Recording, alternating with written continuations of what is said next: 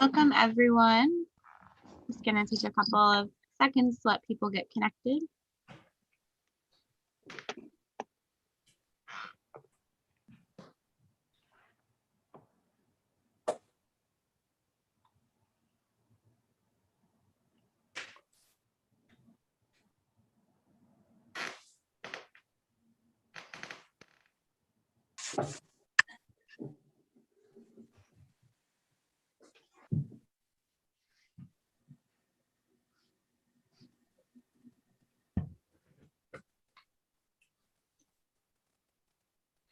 I'm picturing a bunch of upright enchiladas stuck in the ground. Yeah,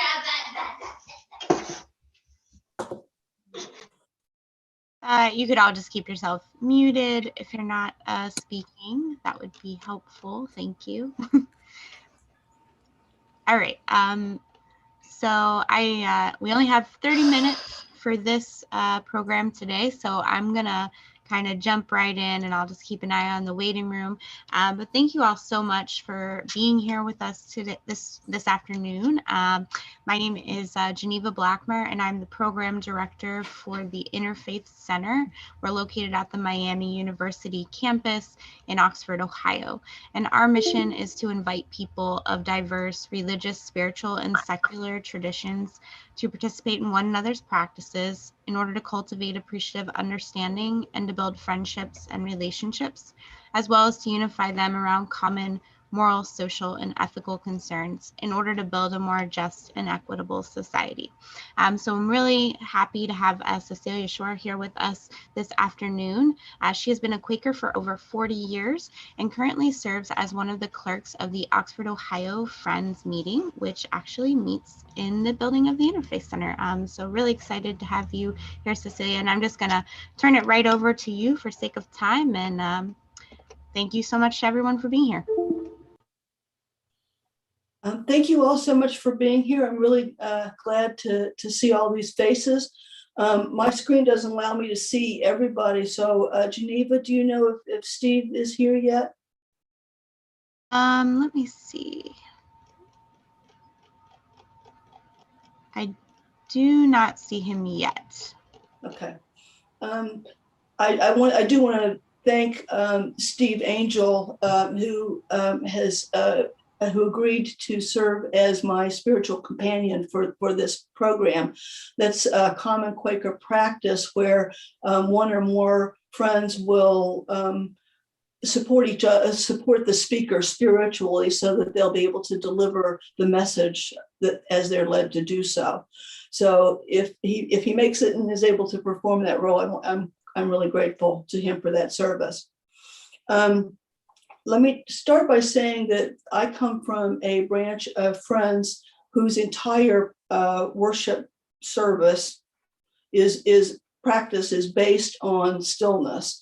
There are programmed Friends also who have a more programmatic worship but includes a segment of stillness in it.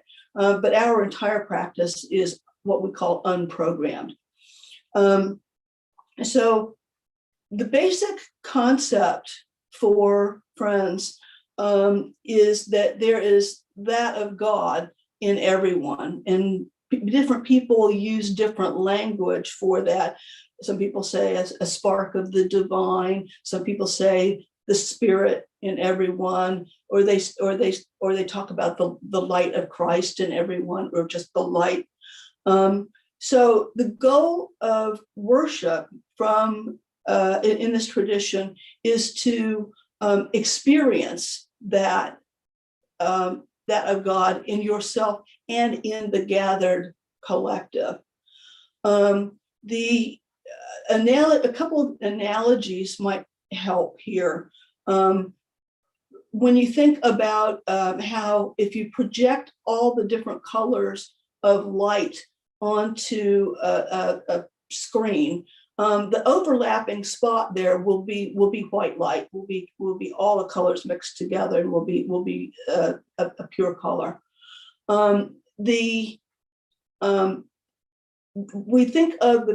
can think of your own mind and your thoughts and your feelings as being all those different colors of lights, all the thoughts and ideas and concerns and parts of your life that would come to you as you're trying to in your daily experience, and especially when you try to settle into worship. So the process of centering individually is to come to settle in that spot where there is that of God in you, and you experience a pure awareness. So you're thinking, well, why do I need to do that in a group? I can meditate by myself. And the reason that friends do as a collective, is that all of us, we have the light in us, but we all refract that light differently, just like a prism does, because we have different genetic makeup, we have different experiences. And so the light that I reflect into the world is going to be a little bit different than the light anybody else does. And the same that is true for everyone. And so the idea is that by worshiping together as a collective, we can get closer to a gathered center of the divine, because we are putting all of our colors of light together, and we're sharing that and getting to a deeper spot as a group than we could individually.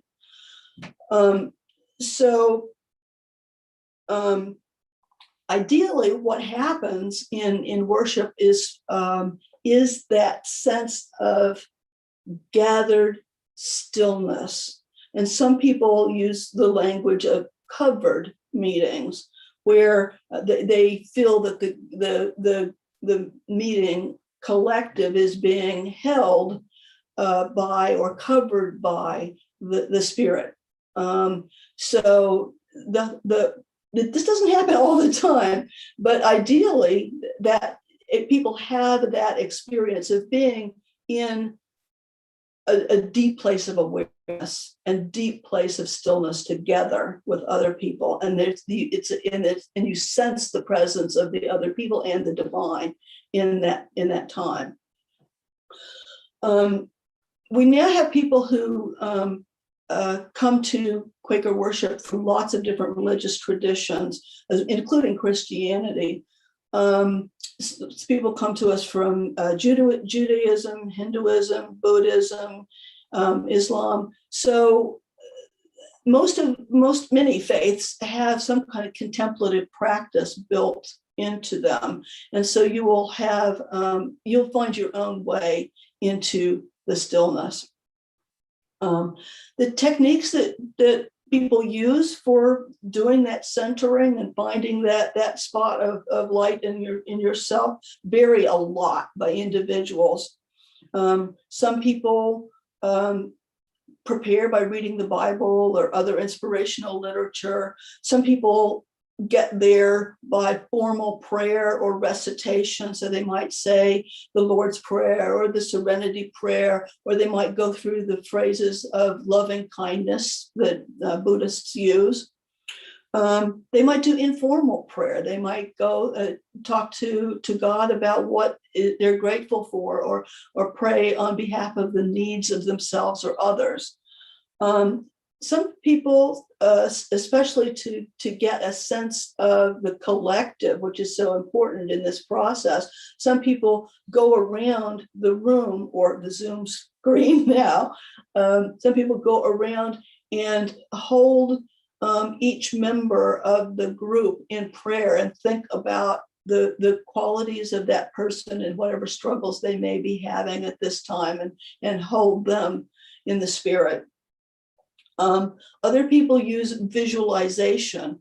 They might think of the light as coming down like a shower, and just like you do in a shower of water, trying to get yourself under this so you can wash your hair.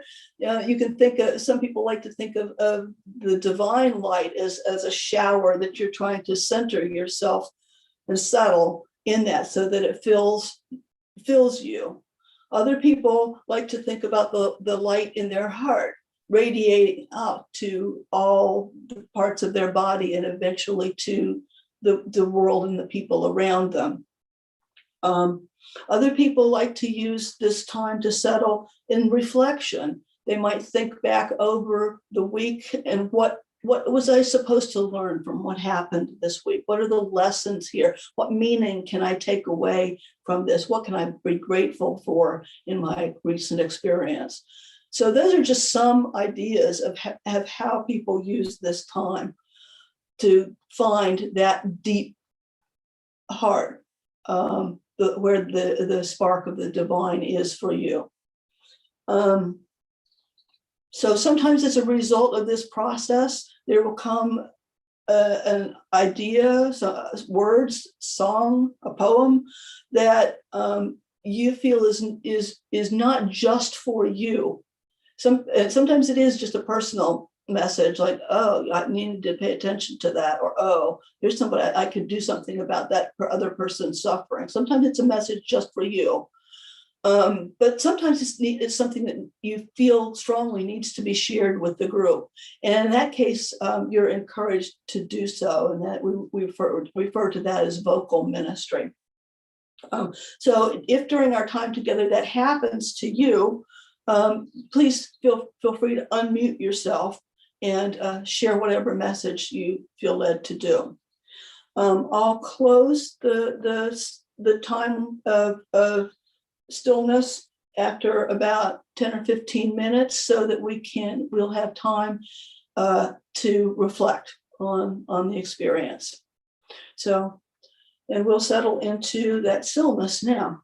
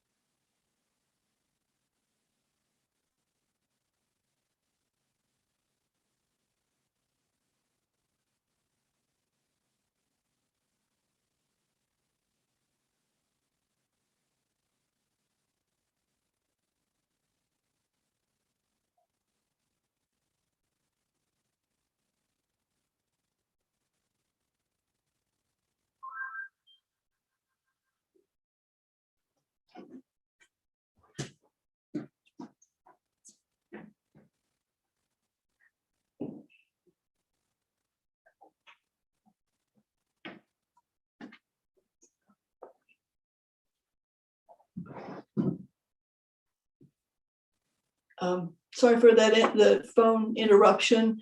That's what we call in worship is a rise in the meeting.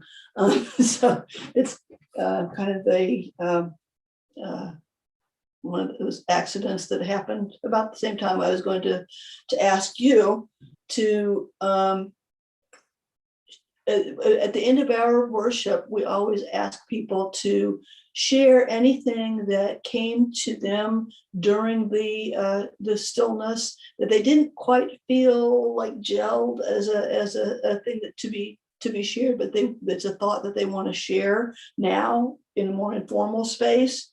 And that can include in reflections on what this experience was like for you. I'm going to go to the screen and put you on gallery.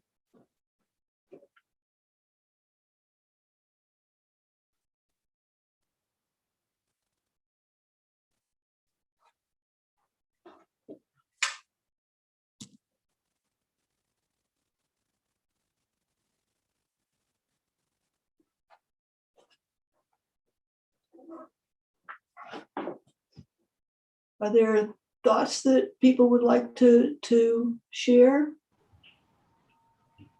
You can go ahead and unmute yourself if you have something you'd like to share, or if you have a question or just anything. I had one. This is Alan. I didn't quite understand it, but it came out like a cone that kept coming back to me. Was water washing over rocks, polishing, and that just sort of stayed with me. Yeah, That's lovely. What a great image. And what kinds of thoughts does that evoke for you? I suppose in a spiritual way, that God and that river and living water, I guess, that sometimes it's that, I don't know, the polishing of rocks, the cleansing and polishing of rocks. It's for us, perhaps, as the rocks. I guess that's about as, Yeah. I think that's what I got from it. Yeah, that's a great image, and it reminds me of a David White poem where he talks about shaping ourselves to the great intangibles around us. And so if we think about the river flowing, helping us to be shaped by those intangible divine forces, that's really lovely. Thank you.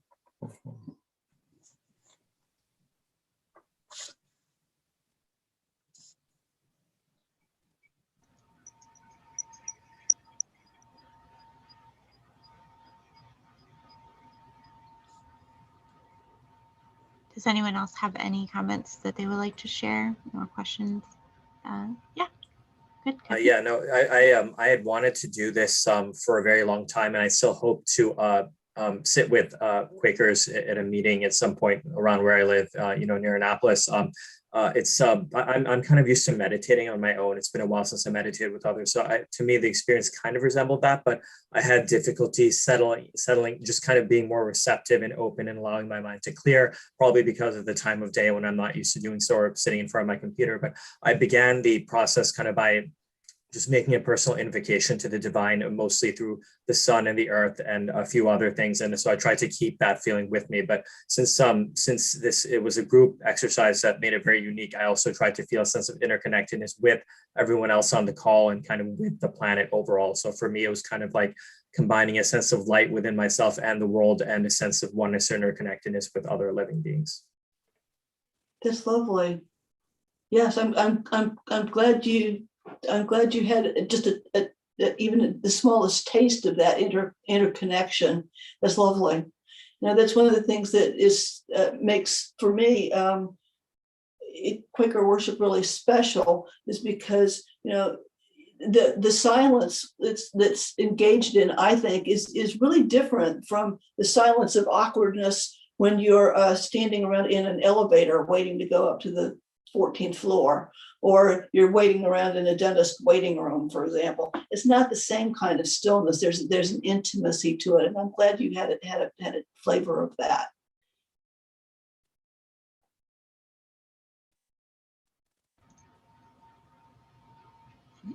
Andy or Jean?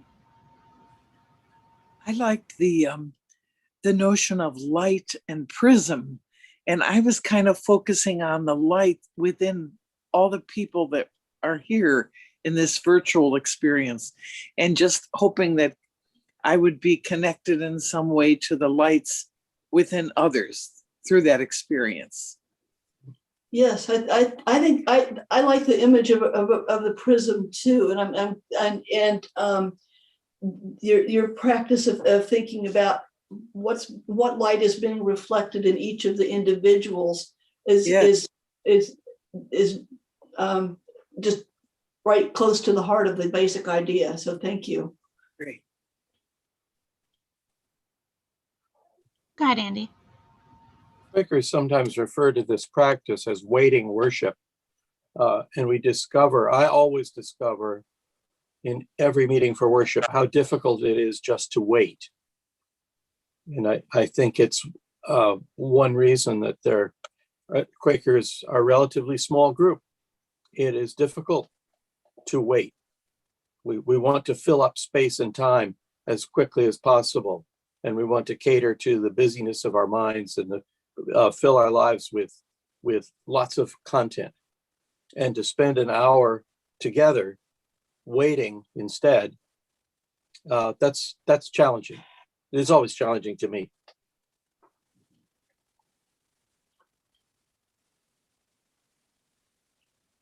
I think we have a hand up. Linda? Yes, thank you. The image that came to me was a tool that I use when I try to plan a center point for meetings, and it's called Meet Me in the Middle. It's an app, and I just was stretching my mind to try to find each point in our group here today, and just so inspired by the amount of our space that was being covered by our presence together here. So I'm very thankful for this. I'm thankful for that too. That's been one of the great blessings that our friends meetings that I've talked to have experienced during the pandemic is first of all that sense of connectedness can even happen in a Zoom space. But then the sense of, as you were describing it, spaciousness, because we're able to worship with people who were longtime members of our meeting, who are now in New Hampshire, and they are here with us every Sunday now, and that's wonderful. And to think of the expansiveness of those connections is lovely. Thank you very much.